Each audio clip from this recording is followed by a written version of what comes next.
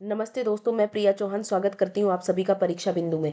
हमारी third unit बाकी थी। आज थर्ड यूनिट को हम बचे हुए टॉपिक और उस सारे के सारे पोर्टल्स के साथ, जो राजस्थान के पोर्टल्स हैं उनके साथ हम आज इसकी बात करने वाले हैं। तो सबसे पहले बात करते हैं ई गवर्नेंस की। हमने ई गवर्नेंस के बारे में बात नहीं की थी, तो हम आज ई गवर्नेंस के बारे में बात कर लेते हैं कि ई गवर्नेंस क्या है। तो देखिए भाई, नाम से ही चल रहा है इलेक्ट्रॉनिक गवर्नेंस, यानी कि इलेक्ट्रॉनिक माध्यम से शासन करना। इलेक्ट्रॉनिक माध्यम से क्या करना? शासन करना, यानी कि सरकार की जनता तक जो पहुंच है वो इलेक्ट्रॉनिक माध्यम से सुनिश्चित करना। वही क्या कहलाता है? आपका ई शासन या ई गवर्नेंस कहलाता है। इंटरनेट तथा कंप्यूटर का उपयोग करने से सरकार के प्रशासनिक कार्यों में सुधार हुआ है, इसे ई गवर्नेंस ही कहा जाता है। जैसे पहले आप हर एक कार्य के लिए किसी भी ऑफिस में जाके अपना कार्य करवाते थे, किसी भी हेड ऑफिस में, ब्रांच ऑफिस वगैरह में, सरकारी दफ्तरों में आप जाकर के काम करवाते थे। लेकिन आजकल आपका जो काम है वो ई मित्र के माध्यम से घर बैठे आपका काम संभव हो जाता है। किसके माध्यम से? ई मित्र के माध्यम से आपका काम हो पाता है। किसके माध्यम से भाई? ई मित्र के माध्यम से। ई मित्र के माध्यम से आपका वो काम घर बैठे ही हो जाता है। किसके माध्यम से हो जाता है भाई? वो ई मित्र के माध्यम से हो जाता है। तो यहाँ पे क्या हो जाएगा? ई मित्र के माध्यम से वो काम आपका संभव हो जाता है। किसके माध्यम से हो जाता है भाई? ई मित्र के माध्यम से हो जाता है। चलिए, अब बात करते हैं ई गवर्नेंस का मुख्य उद्देश्य क्या है। तो भाई, ई गवर्नेंस का मुख्य उद्देश्य ये है कि भाई जनता तक अपनी पहुंच सुनिश्चित करना। पहले क्या था कि भाई जनता तक सरकार पहुंच नहीं पाती थी। कैसे नहीं पहुंच पाती थी?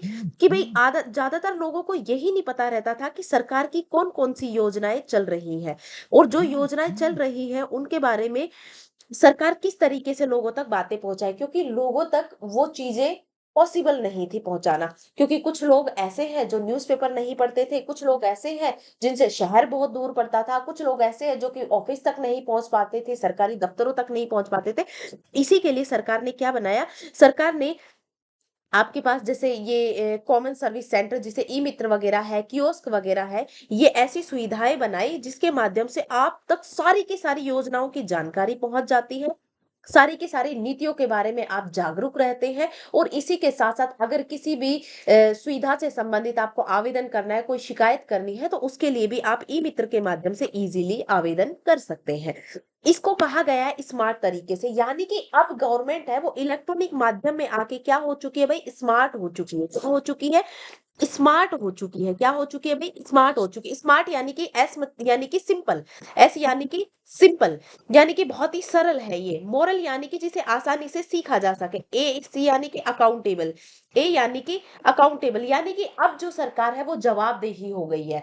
यानी कि अब सरकार की जिम्मेदारी हो गई, क्योंकि डिजिटल माध्यम से सारी की सारी डिटेल्स अवेलेबल रहती है कि हाँ, आपने इस कार्य के लिए यहाँ पर इस साइट के थ्रू लॉग इन करके ना, मतलब कहते हैं ना, उसके लिए कार्य, मतलब उसके लिए आवेदन किया या उससे संबंधित शिकायत की, तो ये सारी की सारी जानकारी रहती है। और जब उनकी जवाबदेहिता कहते हैं ना, जवाबदेही है, तो उनका उत्तरदायित्व बनता है कि आपने जो भी कार्य बोला है, जो भी कार्य के लिए वहां आवेदन किया है, उसे किया जाए। और वो भी किसके साथ किया जाए भाई? ट्रांसपेरेंसी के साथ किया जाए, क्योंकि अब सारी की सारी चीजें क्या है? ऑनलाइन माध्यम में अवेलेबल है। कोई कार्य 40 रुपए का फॉर्म फिल होता है तो आपसे 40 रुपए ही लिए जाएंगे, ना कि वो ऑफिस में कोई भी अधिकारी या कोई भी बाबू आपसे ये नहीं कह सकता कि भाई देखो, 40 रुपए का फॉर्म है और 200 रुपए में आपकी जल्दी काम करने की। यानी कि ये जो 200 रुपए वाला भ्रष्टाचार है वो अब खत्म हो गया है, यानी कि सरकार में पारदर्शिता आई है। और यहाँ पे हमने वही चीज बताने की कोशिश की है कि अब सरकार पहले से क्या हो गई है भाई? अब चीजें सिंपल हो गई, यानी कि साधारण हो गई है। मोरल यानी कि अब आसानी से उसे सीखा जा सकता है। भाई सीखने की आपको जरूरत नहीं है, आप ई मित्र पे जाइए, अपना बिल का भुगतान करना है, किसी चीज के लिए आवेदन करना है, किसी चीज की सब्सिडी वगैरह आपको चाहिए, किसी चीज से संबंधित शिकायत चाहिए, किसी योजना की जानकारी चाहिए, जाकर के आप वहां से ले सकते हैं। है ना? अकाउंटेबल यानी कि जवाबदेही, यानी कि अब सरकार जवाबदेही हो गई है। सरकार का उत्तरदायित्व बन गया है कि आपके हर एक कार्य को किया जाए, क्योंकि अब आप नानुकर नहीं कर सकते कि भाई ऑफिस में आए नहीं आए, 15 दिन बाद काम होगा, 10 दिन बाद काम होगा, ये लेट लतीफी अब नहीं चलती है। और जो काम है, जो 40 रुपए का काम है, अब वो 40 रुपए में ही हो रहा है, उसके लिए 400 रुपए खर्च करने की आवश्यकता नहीं है, क्योंकि सरकार में पारदर्शिता आ गई है। आपको तो ऑनलाइन पेमेंट करना होता है, और ऑनलाइन पेमेंट से पता चल जाता है कि भाई ये कार्य कितने का हुआ है। चलिए भई आगे बात करते हैं, ई गवर्नेंस को मुख्यतः कितने प्रकार के मॉडल में विभाजित किया गया है? तो मुख्यतः ई गवर्नेंस को 4 प्रकार के मॉडल में विभाजित किया गया है ना? और जिनके आधार पर कार्य का क्रियान्वयन किया जाता है। स्वान यानी कि स्टेट वाइड एरिया नेटवर्क। जी, जिस तरीके से एक देश का नेटवर्क होता है, एक महाद्वीप का नेटवर्क होता है, एक पूरे संपूर्ण विश्व का हो सकता है, उसी प्रकार से जो स्टेट का नेटवर्क होता है, जिससे संपूर्ण राज्य के शहर जुड़े हुए रहते हैं, उसे बोला जाता है स्टेट वाइड एरिया नेटवर्क। फिर होता है एसडीसी यानी कि स्टेट डेटा सेंटर। अब एक चीज बताइए, हर एक काम कैसे हो चुका है? डिजिटल फॉर्म में हो चुका है। डिजिटल फॉर्म में हो चुका है तो डेटा की संख्या क्या है? बढ़ गई है। डेटा की संख्या क्या हो गई है? बढ़ गई। यानी कि अब डेटा बिग अमाउंट में हो गया, जिसे बिग डेटा भी बोला जाता है, और उसका रख रखाव के लिए स्टेट डेटा सेंटर की आवश्यकता पड़ती एनएसडीजी। एनएसडीजी क्या है? नेशनल सर्विस डिलीवरी गेटवे है ना? नेशनल सर्विस डिलीवरी गेटवे है, यानी कि आपको ये नेशनल आधार पर ये सर्विस वगैरह प्रदान करने के लिए गेटवे है ये। कॉमन सर्विस सेंटर है, यानी कि जो आपका ई मित्र वगैरह है वो आपका कॉमन सर्विस सेंटर है। ई मित्र क्या है? आपका कॉमन सर्विस सेंटर, यानी कि एक ही छत के नीचे आपको तमाम तरीके की सभी सभी के सभी विभागों से संबंधित जानकारी, सभी के सभी विभागों से संबंधित सूचना, शिकायत, आवेदन से संबंधित, बिलों के भुगतान से संबंधित सारे कार्य आप एक स्थान पर कर सकते हैं। आगे बात करते हैं, ई गवर्नेंस के माध्यम से मुख्यतः कितने 4 प्रकार के संपर्क स्थापित किए जा सकते हैं। अब ये 4 प्रकार के संपर्क कौन कौन से हैं? चलिए भाई इनके बारे में भी बात कर लेते हैं। देखिए भाई, जी टू जी यानी गवर्नमेंट टू गवर्नमेंट। जब सरकार अपने सरकार, जैसे मान लीजिए कि सरकार अपने एक विभाग से दूसरे विभाग में बात करती है, तो ये भी सरकारी विभाग है, ये भी सरकारी, यानी ये गवर्नमेंट टू गवर्नमेंट कनेक्शन हो गया। यानी कि इसके द्वारा सरकार शासन की प्रक्रिया को सुधारने का प्रयास करती है। यानी कि जो मेन ऑफिसेज होते हैं वो अपने छोटे ऑफिसेज, यानी कि जैसे एक जिले का ऑफिस है, उसको कमांड कौन करता है भाई? उसको उसको मतलब जिले के ऑफिस के तहत जितनी भी तहसील आती है वो उसको कमांड करता है। और ये जो जिले के ऑफिस है वो मेन राजधानी ऑफिस से कंट्रोल किए जाते हैं। यानी कि अपने शासन को सुधारने के लिए जो हेड ऑफिसेज होते हैं वो अपने नीचे आने वाले ऑफिसेज को कंट्रोल करते हैं, यानी कि गवर्नमेंट टू गवर्नमेंट हो गया। जैसे ई शासन, ई सचिवालय हो गया, ई शासन सचिवालय, यानी कि ई सेक्रेटरेट हो गया, ई पुलिस हो गया, ई कोर्ट हो गया, है ना? है ना? जैसे सरकार है, मान लीजिए राज्य सरकार है, वो पुलिस से संपर्क कर रही है ना? वो कोर्ट से संपर्क कर रही है, वो सेक्रेटरेट से, सचिवालय से संपर्क कर रही है, यानी कि ये भी गवर्नमेंट है और हमारी राज्य सरकार भी गवर्नमेंट है, इसी प्रकार से। चलिए भाई,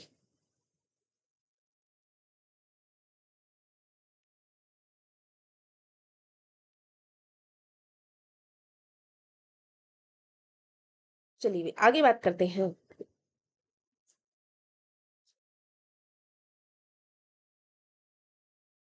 अब बात होती है जी टू बी, यानी कि government to business. Government to business, देखिए जब सरकार है वो व्यापारियों के साथ संबंध स्थापित करती है, वो व्यापारी से संबंधित जो सुविधाएं प्रदान करती है, सेवाएं प्रदान करती है, वो किस में आती है? जी टू बी में आती है। ये सार्वजनिक प्राप्तियां, जैसे पब्लिक वो प्रोक्योरमेंट हो गया, लाइसेंस प्राप्त करना हो गया, सरकार से संबंधित अन्य कार्य हो गए।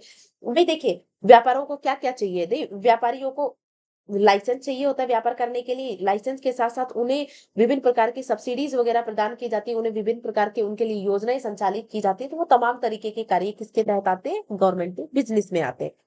फिर बात करते हैं गवर्नमेंट टू सिटीजन, यानी कि जो नागरिकों के लिए तमाम तरीके की सेवाएं हैं वो सरकार इसके जी टू सी के माध्यम से प्रदान करती है। अब देखिए नागरिकों के लिए कौन कौन सी सेवाएं होती है, तो भाई उसके बारे में यहाँ पे बात करते हैं। जैसे ई नागरिक, भाई ई नागरिक में क्या हो गया? एक नागरिक से संबंधित जन्म मृत्यु प्रमाण पत्र जारी करना हो गया, राशन कार्ड बनाना हो गया, पासपोर्ट जारी करना हो गया, पानी के, बिजली के, टेलीफोन के, मोबाइल आदि के बिल जमा करना हो गया। ये सारे के सारे जो कार्य हैं, सारी की सारी सुविधाएं हैं, ये किस ई नागरिक के माध्यम से प्रदान की जाती है। फिर बात करते हैं ई परिवहन या ई ट्रांसपोर्ट। नागरिकों को जो मोटर वाहन का पंजीकरण है ना? उसका ड्राइविंग लाइसेंस देना है ना? और जितने भी प्रकार के टैक्सेस वगैरह भरने हैं, शुल्क वगैरह जमा करवाने हैं, उसके लिए जिस तरीके से फास्टैग वगैरह होते हैं, ये सारे के सारे किस में आते हैं? ई परिवहन में आते हैं। फिर बात करते हैं ई मेडिसिन। भाई ये ई मेडिसिन में तो नागरिक से संबंधित है, यानी कि नागरिकों को स्वास्थ्य संबंधित सेवाएं उपलब्ध करवाना ना, ताकि उनको बेहतर स्वास्थ्य की सुविधाएं उपलब्ध की जा सके, वो ई मेडिसिन के माध्यम से ही प्रदान की जाती है। ई पंजीकरण यानी कि ई रजिस्ट्रेशन। अब ई रजिस्ट्रेशन में, ई पंजीकरण में क्या आता है और ई परिवहन में? ई पंजीकरण में आता है कि भाई जितनी भी संपत्ति है, संपत्ति से संबंधित जो भी पंजीकरण होता है ना? उनका स्थानांतरण होता है, उनपे स्टाम्प ड्यूटी वगैरह जो भी जमा करवाई जाती है, वो सारे के सारे कार्य किसमें करवाए जाते हैं? वो ई रजिस्ट्रेशन में करवाए जाते हैं। किसमें करवाए जाते हैं भाई? ई रजिस्ट्रेशन में करवाए जाते हैं। चलिए भाई, आगे बात करते हैं। अब यहाँ पे बात होती है G2E की, यानी कि गवर्नमेंट टू एम्प्लॉय की बात होती है। कर्मचारियों को छुट्टी के लिए आवेदन करना, वेतन का भुगतान करना। भाई अब जो सरकारी वेतन, जो सरकारी एम्प्लॉइज है, यानी कि सरकारी जो कर्मचारी है, उनसे संबंधित ये होता है ना। जैसे गवर्नमेंट अपने एम्प्लॉइज से संबंधित उनकी छुट्टियों का वो रखती, ब्यौरा रखती है, उनकी पेमेंट से संबंधित ब्यौरा रखती है, यानी कि उनके वेतन से संबंधित जानकारी रखती है, उनकी जो उनका पूरा रिकॉर्ड है उसकी समीक्षा करती है। तो ये सारे के सारे किस में आते हैं? G2E में आते हैं। फिर आते हैं C2G, यानी कि कंज्यूमर टू गवर्नमेंट। इसके अंतर्गत क्या होता है? नागरिक सरकार के साथ क्या करते हैं? अन्योन्य क्रियाएं करती है, और सरकार के चुनाव के लिए जैसे नागरिक वोट देता है ना। अब यहाँ नागरिक की जिम्मेदारी बन जाती है सरकार की तरफ। क्या क्या बन जाती है भाई? वोट देता है, जनगणना से संबंधित कार्यों में सहयोग करता है ना, उसके बारे में सही जानकारी उपलब्ध करवाता है। या फिर अगर कंज्यूमर से, यानी कि सिटीजन से संबंधित या कंज्यूमर से संबंधित सरकार को किसी भी प्रकार के आंकड़े चाहिए, तो उसमें वो चाहती है सरकार की जो कंज्यूमर है, यानी कि जो हमारा नागरिक है, आम नागरिक है, वो उसमें सहयोग करे और सही जानकारी उपलब्ध करवाए। आगे बात करते हैं राष्ट्रीय ई शासन योजना क्या है भाई। तो देखिए, NEGP प्रोग्राम क्या है? राष्ट्रीय ई शासन योजना केंद्रीय सूचना प्रौद्योगिकी विभाग तथा Department of Administration Reform and Public Grievance द्वारा ये तैयार की गई है ना। किस किस के द्वारा? केंद्रीय सूचना प्रौद्योगिकी विभाग तथा Department of Administration Reform and Public Grievance द्वारा ये विभाग तैयार किया गया है। इसका मुख्य उद्देश्य क्या है? नेशनल ई गवर्नेंस प्लान, यानी कि ई शासन से संबंधित योजनाएं तैयार करना, है ना, जिससे कि नागरिकों तथा उद्यमों को प्रदान की जाने वाली सेवाओं का प्रतिपादन किया जा सके और उनको सुधारा जा सके और बेहतर तरीके से उनका संचालन किया जा सके। आगे बात करते हैं सूचना कियोस्क क्या है। अब देखिए भाई, सूचना कियोस्क आप एक तरीके से ये समझ लीजिए, एक प्रकार का ATM है ना। ई मित्र प्लस के तहत क्या किए जा रहे हैं? कियोस्क लगाए जा रहे हैं। कियोस्क कैसा होता है? तो कियोस्क एक ATM जैसी मशीन होती है। ATM का कार्य क्या होता है? रुपए निकालना, जबकि कियोस्क का कार्य होता है आपको सूचनाएं प्रदान करना, या आप कियोस्क के माध्यम से सूचनाएं प्राप्त करते हैं।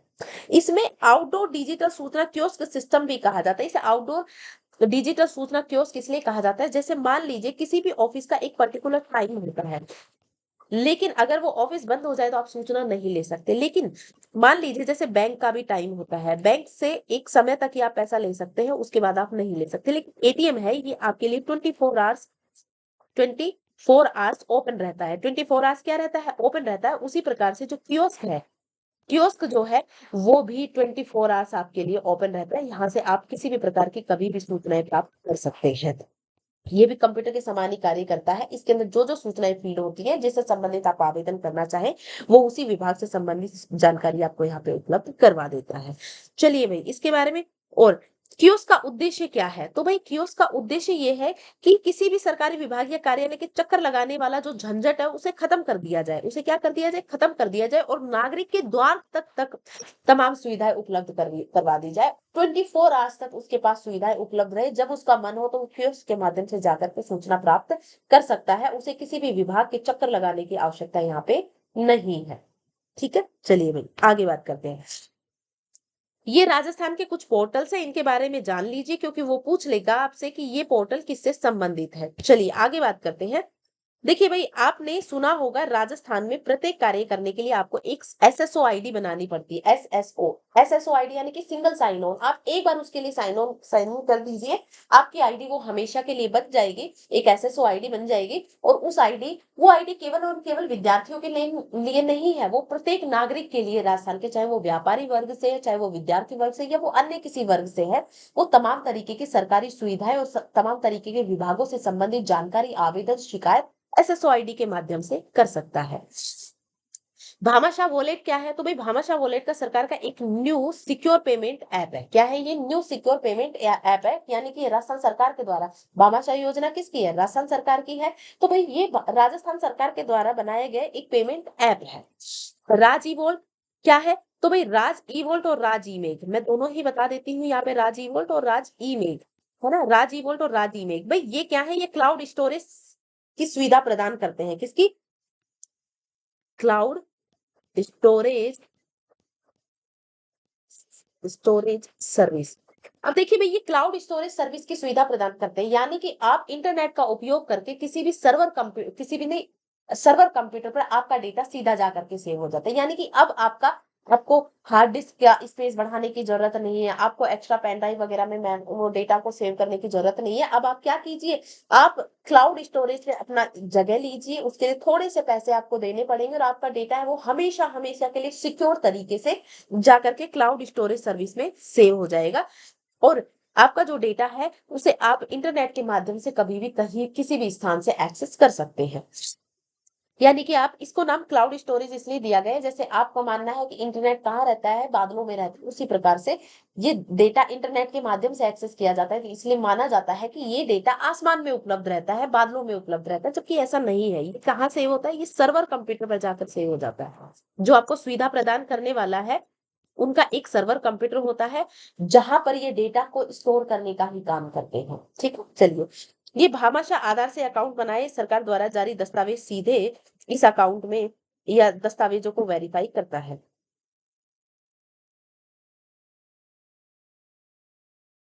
ये राज वॉलेट के लिए है ना? जबकि वो सॉरी, ये भामाशाह के लिए राज वॉलेट के लिए ये जानकारी है। राजी वॉलेट क्या है भाई? ये स्टोरेज सर्विस है ना? इसको याद रखना।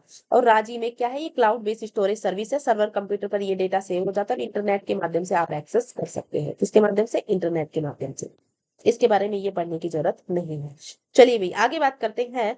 कृषि भूमि नामांतरण या जमीन की या जमीन संबंधी जो वाद या न्यायालय में जो मामले हैं उनकी दायर की सुविधा आपको राजधरा पोर्टल यानी कि राजस्थान राज यानी कि राजस्थान, धरा यानी कि धरती से संबंधित या भूमि से संबंधित, तो बस उसी से नाम से समझ जाइए कि कृषि भूमि नामांतरण जमीन से संबंधित जो वाद न्यायालय है वो इसमें राजधरा पोर्टल पर आप वो कर सकते हैं, दायर कर सकते हैं। फिर आता है राजवोट। राजवोट क्या है भाई? ये आर्टिफिशियल इंटेलिजेंस आधारित एक प्रोग्राम है।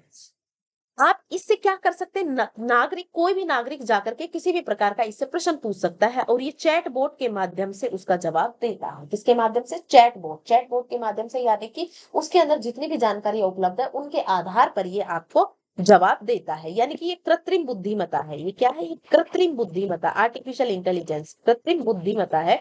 यानी कि इसके अंदर पहले से ही प्रोग्राम फीड कर दिए गए हैं, उन्हीं प्रोग्राम के आधार पर ये आपको अपनी बुद्धि का इस्तेमाल करते हुए, कृत्रिम बुद्धि का इस्तेमाल करते हुए आपके प्रश्नों का जवाब देता है। आगे बात करते हैं राज संपर्क पोर्टल क्या है। तो राज संपर्क पोर्टल क्या है भाई? संपर्क आप किसके लिए, जब आपको शिकायत करनी होती है तो उसी के लिए आप क्या करते हैं? संपर्क करते हैं। तो ये किसी भी शिकायत के निवारण के लिए राज संपर्क पोर्टल है और इसके लिए एक हेल्पलाइन नंबर भी 181 है। ठीक है। राज में जो कि मैंने अभी आपको बता दिया, ये स्टोरेज की क्लाउड बेस्ड सुविधा प्रदान करता है और न्यू स्टार्टअप, पीएसयू डिपार्टमेंट आदि को, सभी को करता है ये। ऐसा किसी स्पेशल उसी के लिए जरूरी नहीं है। चलिए भाई आगे बात करते हैं। बस आप सास और पास की फुल फॉर्म जान लीजिए। सास और पास की फुल फॉर्म क्या है? सास यानी कि सॉफ्टवेयर एज अ सर्विस, पास यानी कि प्लेटफॉर्म एज अ सर्विस। बस इनकी ये फुल फॉर्म जान लीजिए, ज्यादा इसकी डिटेल में जाने की जरूरत नहीं है। ई धरती कार्यक्रम क्या है? तो भाई सभी गांवों के राजस्व मानचित्रों को डिजिटलाइज करना।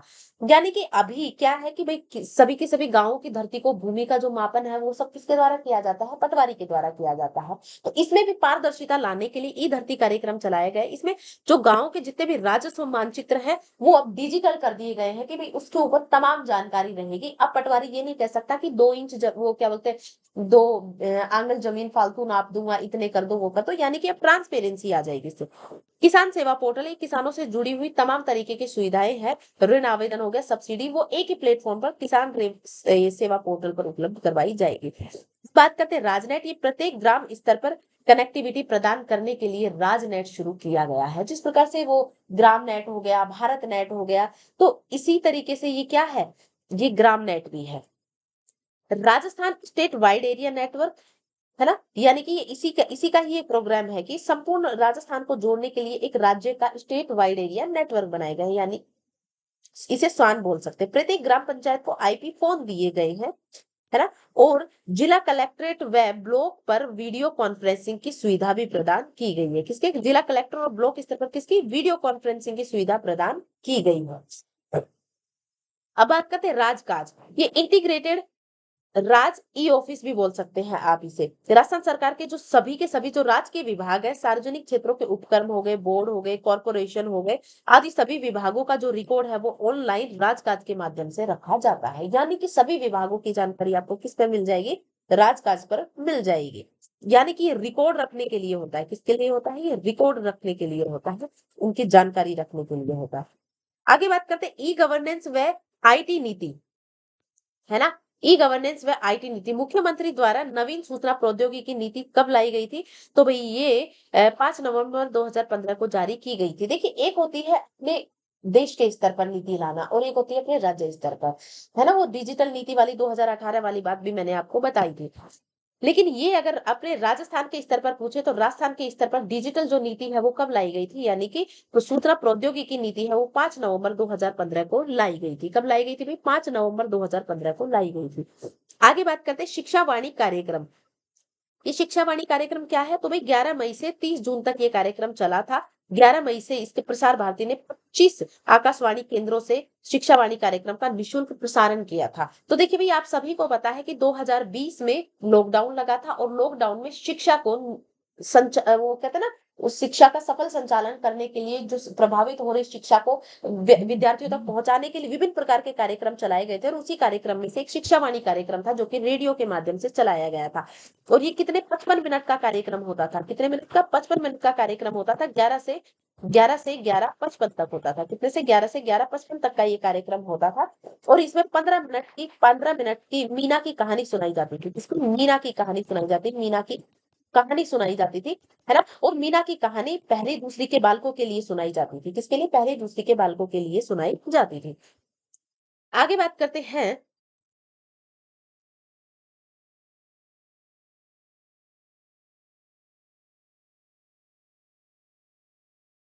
शिक्षा दर्शन कार्यक्रम की। शिक्षा दर्शन कार्यक्रम, अब दर्शन से पता चल रहा है भाई ये टीवी प्रोग्राम हो गया। तो टीवी पर ये भी कोरोना समय में ही शुरू किया गया था। 195 मिनट का कार्यक्रम है, यानी 3 घंटे 15 मिनट का ये कार्यक्रम था। कितने का? 3 घंटे 15 मिनट का ये कार्यक्रम चलाया गया था। 1 जून 2020 से प्रारंभ हुआ था। 31 मई 2020 को इसकी घोषणा हुई थी। ठीक है। हमसफर ऐप की बात अगर हम करें तो सड़क दुर्घटना संबंधित या रोड सेफ्टी पर आधारित ये है ना। सड़क दुर्घटना संबंधित ये हमसफर ऐप है। आगे बात करते हैं ई दाखिल पोर्टल। इसकी शुरुआत कब हुई थी? तो 28 जनवरी 2022 को ई दाखिल पोर्टल की शुरुआत हुई थी। इस पर क्या कर सकते हैं? यूजर अपनी शिकायतों को उपभोक्ता आयोग के पास ऑनलाइन जमा करा सकते हैं। यानी कि अगर आपको उपभोक्ता मामले में जाना है ना, कंज्यूमर कोर्ट से संबंधित कोई भी शिकायत करनी है तो वो ई दाखिल पोर्टल के माध्यम से करवा सकते हैं। इसकी शुरुआत 28 जनवरी 2022 को की गई थी। इसकी लॉन्चिंग किसके द्वारा? बनवारी लाल शर्मा के द्वारा की गई थी। आगे बात करते हैं, इसके लिए जो हेल्पलाइन नंबर है वो है 1-800-180-6030। राजस्थान विधानसभा iOS ऐप क्या है? तो ये भी ये किसके द्वारा? महावीर प्रसाद शर्मा के द्वारा लॉन्च की गई थी। इस ऐप में प्रश्न, प्रस्ताव, बजट भाषण, सत्र की समीक्षा, सदन कार्यवाही, नियमावली आदि की जानकारी रहती है। राजस्थान विधानसभा से ही पता चल रहा है कि ये ऐप राजस्थान विधानसभा से संबंधित तमाम कार्यों के लिए बनाई गई है। चाहे उसमें उनका प्रश्नकाल हो, चाहे उनके प्रस्ताव हो, चाहे उनका बजट भाषण हो, चाहे वो सत्र की समीक्षा हो, चाहे वो सदन की कार्यवाही जो चल रही है उससे हो, या नियमावली, इससे संबंधित तमाम जानकारी, विधानसभा से संबंधित तमाम जानकारी राजस्थान विधानसभा आईओएस ऐप पर उपलब्ध होगी। राजस्थान टूरिज्म ऐप, इसके ब्रांड एम्बेसडर करिश्मा हाड़ा है और इसका काम क्या है? ये टूरिज्म से संबंधित है। इसका पहला पहला मेडी टूरिज्म सेंटर की अगर बात की जाए तो पहला मेडी टूरिज्म सेंटर कहाँ पर बना? कुंभलगढ़ राजसमंद में बना है। चलिए भाई, आगे बात करते हैं GGAY, यानी कि घर घर औषधि योजना। घर घर औषधि योजना की अगर बात की जाए तो घर घर औषधि योजना की सबसे पहले शुरुआत हुई थी इसमें अगस्त 2021 में हुई थी अगस्त 2021 में हुई थी। अगस्त 2021 में हुई थी। तो उस समय इसमें दो दो मतलब वो 8 पौधे, कुल कितने? 8 पौधे इसमें प्रदान किए जाते थे और ये औषधीय पौधे प्रदान किए जाते थे। लेकिन अब जो है इनकी संख्या बढ़ा दी गई है। घने वृक्षों को भी इसमें शामिल कर दिया गया है ना। 8 इसमें पौधे शामिल किए गए थे। 4 प्रकार के पौधे, जो कि प्रत्येक प्रकार के 2-2 पौधे उपलब्ध करवाए जाते हैं। ई वर्क की या ई मैप की या एन ये ई वर्क या ई मैप क्या है? तो ये NIC BMJ German development corporation ने बनाया है और ये क्या है? राजस्थान ग्रामीण विकास व पंचायती राज के द्वारा इसे लॉन्च किया गया है ना? शाला संबल ऐप क्या है? तो भी शाला संबल ऐप है वो गोविंद सिंह डोटासरा के द्वारा इसका ये लॉन्च की गई थी। 15 सितंबर 2021 को लॉन्च की गई थी। इसका उद्देश्य है विद्यालय के निरीक्षण के लिए और उसकी मॉनिटरिंग के लिए और उसकी डिजिटल फीडिंग के लिए, उसकी मॉनिटरिंग के लिए, MONITRI, उसकी मॉनिटरिंग के लिए, उस पर नजर रखने के लिए, उसके कार्य प्रणाली को देखने के लिए, है ना? और उसकी डिजिटल फीडिंग के लिए, है ना? उसकी डिजिटल रिकॉर्ड की फीडिंग के लिए ये शाला संबल ऐप बनाई गई थी ताकि विद्यालयों की मॉनिटरिंग डिजिटल माध्यम से की जा सके। आगे बात करते हैं माई बुक लो ऐप की। अगर माई बुक लो ऐप की बात करते हैं तो ये माई बुक लो ऐप ये शिक्षा लाइब्रेरी उपलब्ध करवाना है ना? ये माई बुक लो ऐप है, इसे भी 2021 में ही लॉन्च किया गया था। 28 अगस्त 2021 में इसे लॉन्च किया गया था। ये क्वेश्चन भी आरएएस में पूछा जा चुका है, माई बुक लो ऐप। इसका भी लॉन्च किसके द्वारा की गई थी? गोविंद सिंह डोटासरा, क्योंकि ये शिक्षा मंत्री ही थे तब।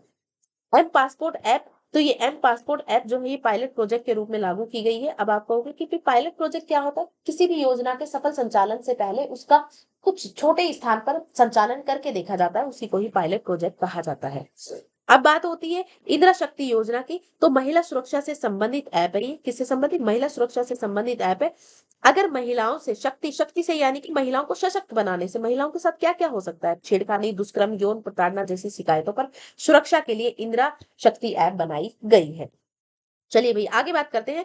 राज किसान क्रेता विक्रेता ऐप जो है वो जैविक उपज और खजूर के पौधों की बिक्री के लिए खरीदार और विक्रेता का पंजीकरण एक ही स्थान पर हो सकता है, राज किसान पोर्टल के माध्यम से। चलिए भाई, तो आज के लिए इतना ही। Thank you class. ये थे आपके सारे के सारे पोर्टल्स। उम्मीद करती हूँ कि ये सेशन आपके लिए काफी हेल्पफुल रहा होगा। लास्ट का 4th यूनिट का भी है जो कि एक ही बार में आपकी कंप्लीट यूनिट एक साथ ही करवा दी जाएगी। तो आज के लिए इतना ही। Thank you class. जल्दी ही आप लोगों के लिए क्वेश्चंस, आप लोगों के लिए शैक्षिक परिदृश्य के क्वेश्चंस ये सारे के सारे लेके आएंगे। तो ज्यादा से ज्यादा वीडियो को लाइक एंड शेयर करें और अगर चैनल को सब्सक्राइब नहीं किया तो चैनल को सब्सक्राइब भी करें। Thank you class.